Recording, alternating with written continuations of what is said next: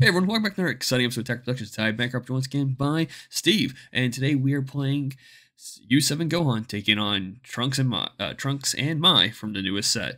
Like always, there's buttons, links, check them out. But let's get into the matchup. What's going on, Steve? Yo, yo, yo, what's going on, Bancroft? Not too much.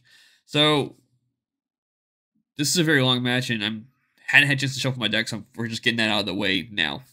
Um, I didn't realize the draw potential of what Trunks and Mai really was. Like I knew the deck like playing the Mize to either do a search or to draw a card. But if you can establish the Vegeta, the Trunks, and the Goku on board, that's literally potentially drawing 4 cards as long as you don't get like floodgated by any means. So this would be a pretty interesting matchup because not only is it's green on red, but it's dormant on explosive dance. And we'll see that as we go through the game. We'll definitely see that. Yeah, Trunks and Mai took me off guard. And I was talking to Jason earlier today. I was like, man, there's something about that deck. And maybe it was the way Bancroft played it, but I like the way it played. Definitely once it was on the table. I wasn't expecting it. I don't play green at all. And I have been looking into going into a different color, but this might be the deck that I invest in. I'm not gonna lie, I just like the way it worked. It it felt very fun, but I will say against certain matchups, this deck will fold pretty quickly. So like you actually brought Jiren for the local event. This is first round, and I said you can have first round. Let's play something else, and you played U7 Gohan for me instead.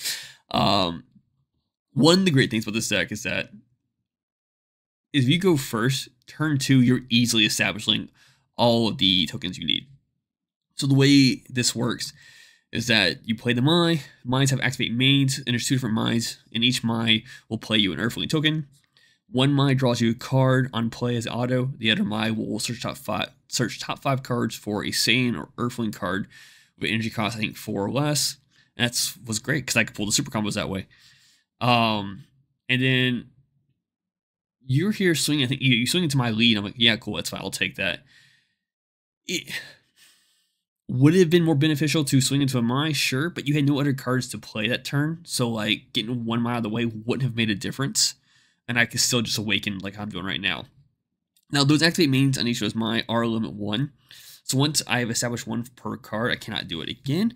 So at max, I'm playing at least 2 of the Earthling tokens per turn.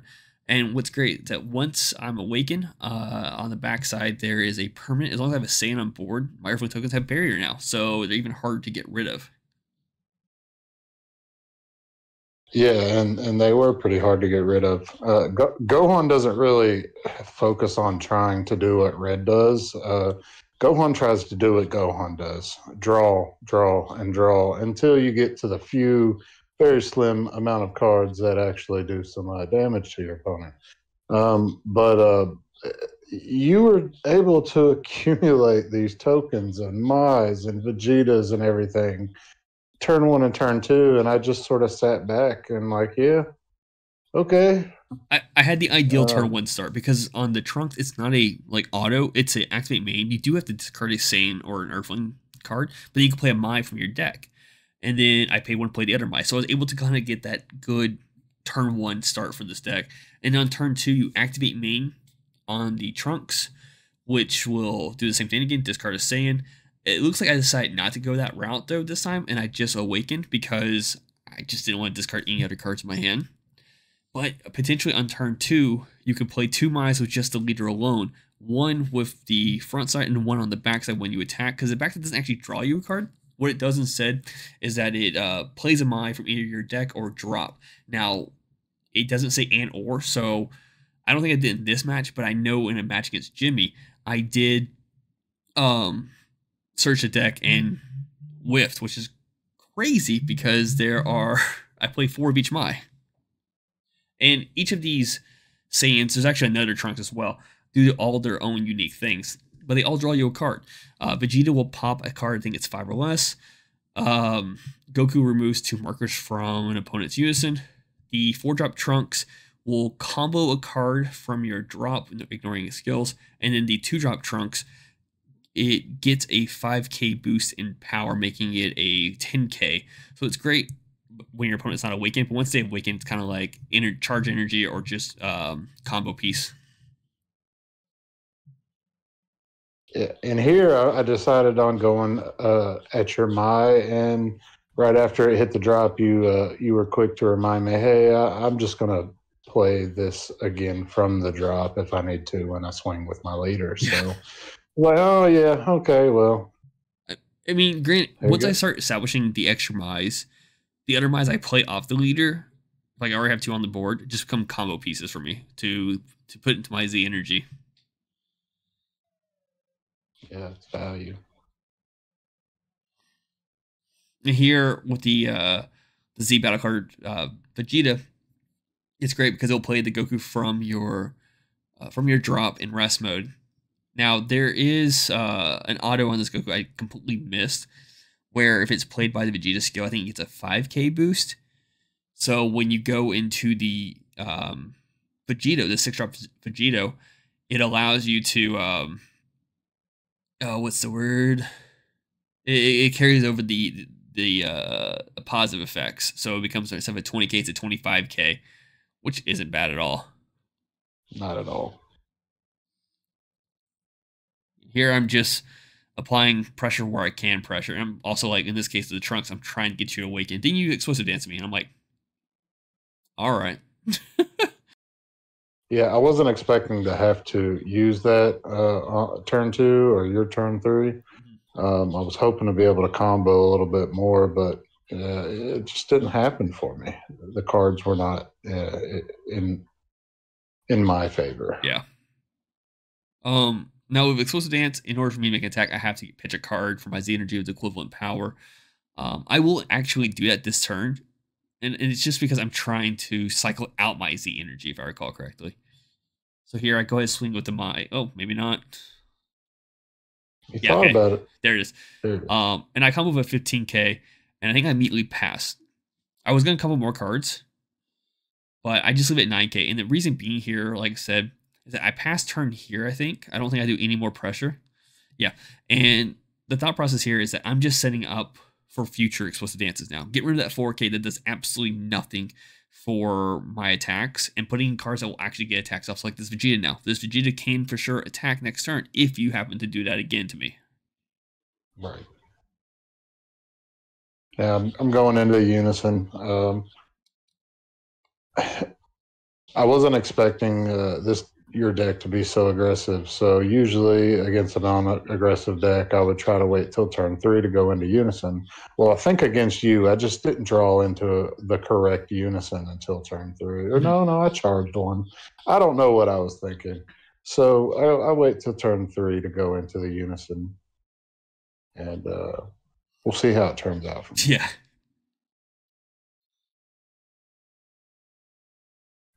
I was afraid of that Vegito though. That's a pretty card. That's a very pretty card. Yeah, and this is the SPR version of it actually.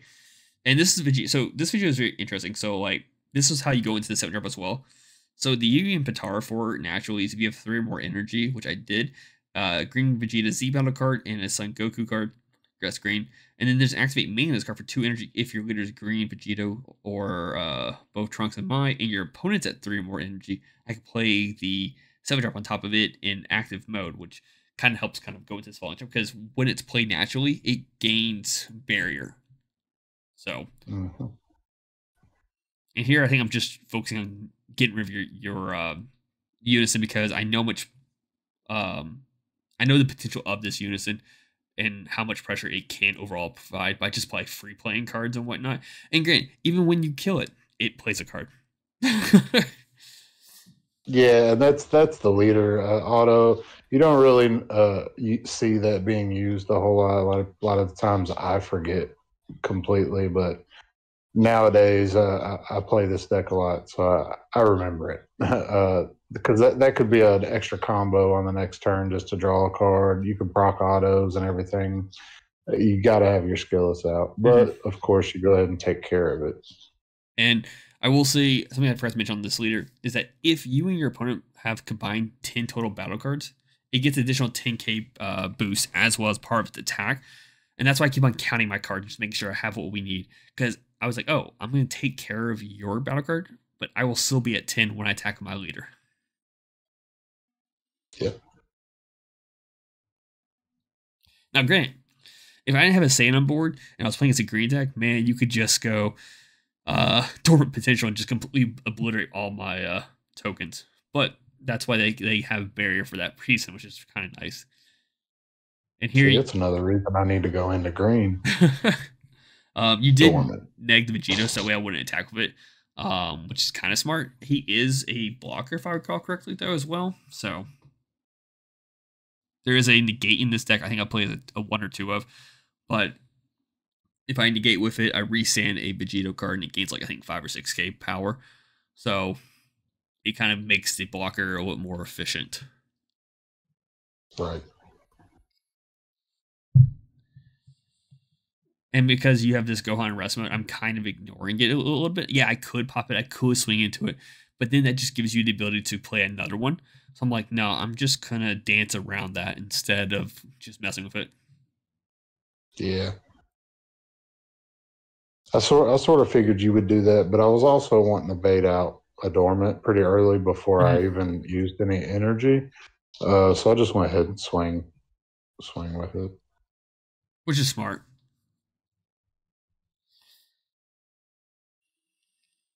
And here you established another Gohan. I was like, okay, sure.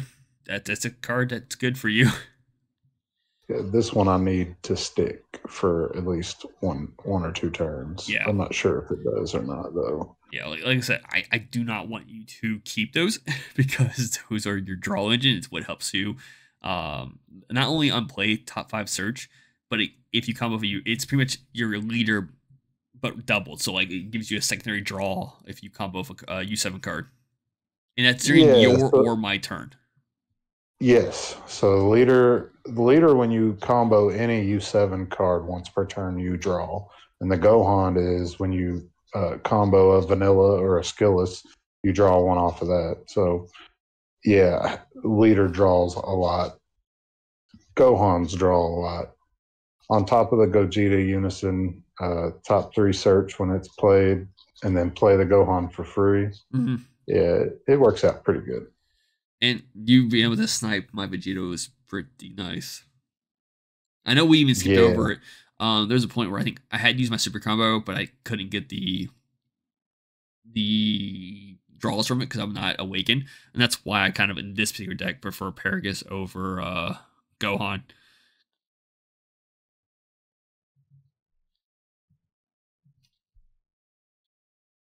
Yeah, I wish I played green. Honestly, that was a different language. What you said. Oh, so I'm at 5 life, but I've already used a super combo just because I was either trying to get out of attack or I was trying to make a push. I can't remember exactly what it was. I just happened to look up my Z energy. I'm like, oh yeah, I've already comboed the Paragus off that I couldn't get any value out of. So here I'm just going right back into this Vegito again, popping your Frieza, and I think I will end up swinging into your Unison again. Because 2 markers left. Because there's also the fear of like Wolfing Fists for free, your Yamcha's Merciless Barrage, like those are cards that I know are problematic, and I do not want those to be away. Oh, I'll just play Cell.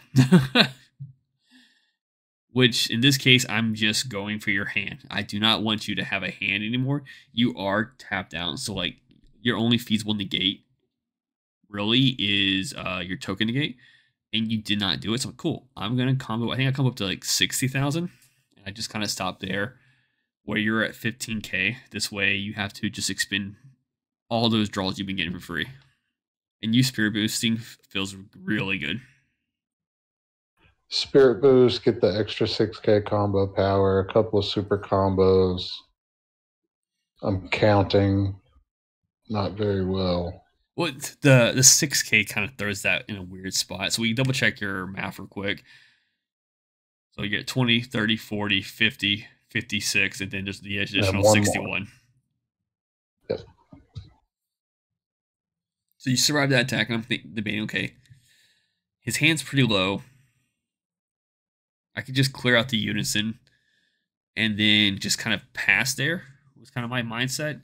I was also thinking about playing something. Oh, I guess I just ended up not attacking because I could have swung my Unison into your Unison. I don't know why I didn't do that. Yeah, yeah. Oh, I think you explosive danced me. That's why.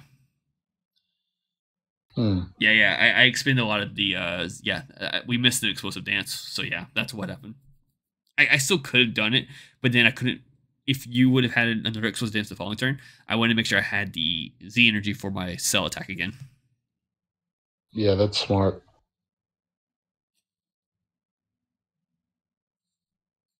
Get one more Gohan out. Yeah, I don't like it. So you're still gonna get your auto, which is what we're talking about right now. But I'm using Frieza just to kind of get rid of it, which I figure hurts you more in the long run.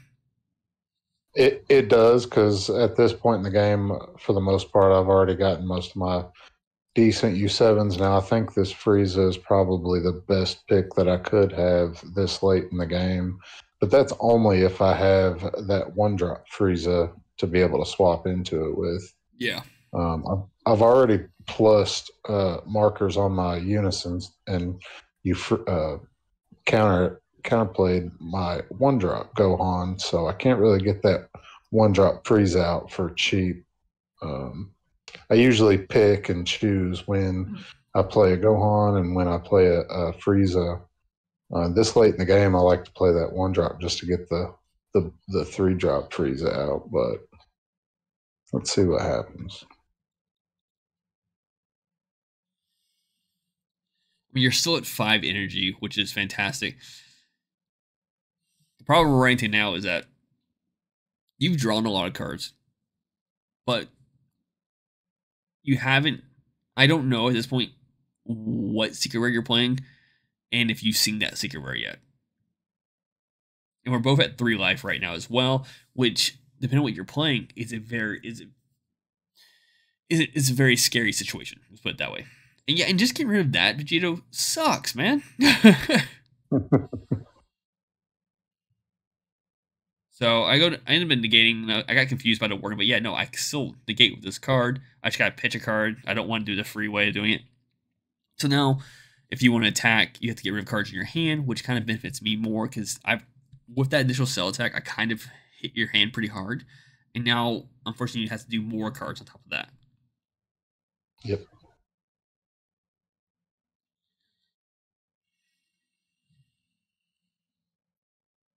I'm not sure what I choose to do here, but I'm thinking really hard about it.